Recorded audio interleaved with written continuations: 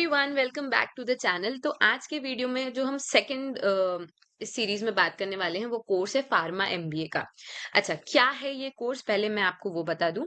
Actually ये course उन लोगों के लिए बना है जो फार्मेसी में ग्रेजुएशन कर चुके हैं और अब उनको बिजनेस एमबीए वगैरह में इंटरेस्ट है बट फार्मेसी में ही आगे जाना है।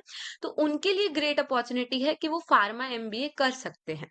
अच्छा, क्या खास बात है इस फार्मा एमबीए की? सबसे पहले तो इंस्टीट्यूट एनआईपीआर, जो national institute of pharmaceutical education and research है, ये इंडिया के टॉप मोस्ट इंस्टीट्यूट्स में आता है। तो ये एक नेशनल इंपॉर्टेंस का इंस्टीट्यूट है जो बहुत बहुत अच्छा है।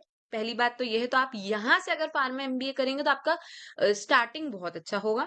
इसमें आप क्या पढ़ते हैं? बेसिकली आप फार्मेसी से रिलेटेड आपका बैकग्राउंड है, तो उसी बैकग्राउंड को ध्यान में रख के आपको मैनेजमेंट स्किल्स सिखाए जाते हैं, ताकि आप इसी डोमेन की जो इंडस्ट्रीज है उनमें मैनेजर्स का काम कर सके और मैनेजमेंट में काम कर सके। सो बेसिकली ये इसका आइडिया है, ठीक है।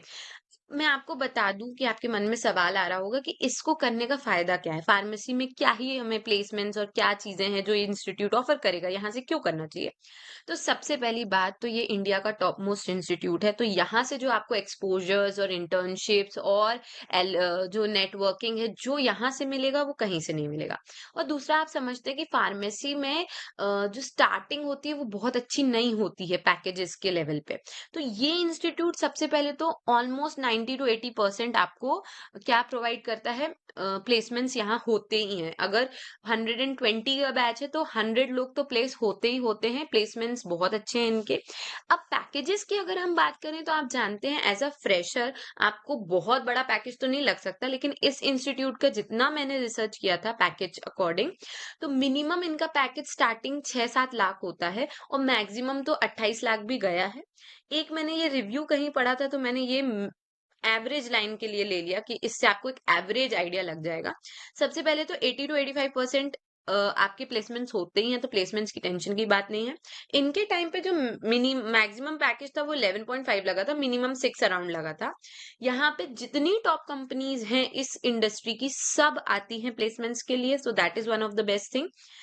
मोर ओवर आपको इंटर्नशिप, पेड इंटर्नशिप वो भी कॉलेज से प्रोवाइड की जाती है। बहुत अच्छे एक्सपोजर्स होते हैं, जितना आप इस फील्ड में अच्छे लेवल पे, नेशनल लेवल पे एक्सप्लोर कर सकते हो, ये कॉलेज आपको प्रोवाइड करता है।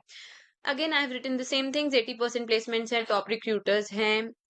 Coming to the next point, that is the colleges. तो कैंपसेस जो हैं, अगर आप देखें तो एनआईपीआर के इन टोटल 2 4 5 6 7 कैंपसेस हैं, Mohali, Ahmedabad, Hyderabad, Kolkata, Guwahati and all of these. तो आप इसके लिए अप्लाई कर सकते हैं। अच्छा, अब बात आती है कि अप्लाई करने का प्रोसेस क्या है, एंट्रेंस एग्जाम कैसे होता है एंड एवरीथिंग। तो इसका जो एंट्रेंस एग्जाम होता है उसका नाम है NIPER JEE, that is joint entrance examination. तो आप ये एग्जाम कब दे सकते हो? ये आप अपने ग्रेजुएशन के बाद पीजी के लिए आप ये एग्जाम दे सकते हो। तो अगर आप फार्मेसी एमबीए करना चाहते हैं तो सबसे पहले आपको एनआईपीआर जेईई के लिए रजिस्टर करना है, उस एग्जाम को देना है। उस एग्जाम को देने के बाद आपको ग्रुप डिस्कशन देना होगा, ठीक है। तो जो शॉर्ट लिस्टेड होंगे, जिनका जेईई क्लियर होगा, उनको ग्रुप डिस्कशन के लिए बुलाया जाएगा, वो ग्रुप डिस्कशन देंगे। उसमें से फिर जो मेरिट लिस्ट बनेगी वो बच्चे जो हैं सिलेक्ट होंगे एडमिशन के लिए। अच्छा, ये है आपका सिलेक्शन प्रोसेस और एंट्रेंस एग्जाम। अब एलिजिबिलिटी क्या है? एलिजिबिलिटी क्या है कि आपने बी फार्मा की हो या बीटेक अगर केमिकल इंजीनियरिंग में हो, या एमएससी जो है वो बी फार्मा रिलेटेड फील्ड से हो। यहाँ पे लिखा है फार्मेसी रिलेटेड कोई भी अगर आपने डिग्री की है या एमएससी इन सारी चीजों में की है, life science, biochemistry, medical, biotechnology, geology, MBBS किया, या basically pharmacy related bachelors degree है, और तो फिर आप इसके लिए अप्लाई कर सकते हैं। आप अगर फाइनल ईयर में अपनी बैचलर्स डिग्री के तो भी आप अप्लाई कर सकते हैं। बैचलर्स डिग्री में आपको मिनिमम 60% होना चाहिए, दैट इज द एलिजिबिलिटी। अब एंट्रेंस एग्जाम में पूछा क्या जाता है, उसमें बेसिकली आपका natural products, stereochemistry, pharmacy related ही आपका जो है ना, एक्चुअली बैचलर्स में वही होगा, biotechnology, biochemistry and all of this. And MBA में आपको data analysis, logical reasoning, question based on languages, ये सब भी आएगा।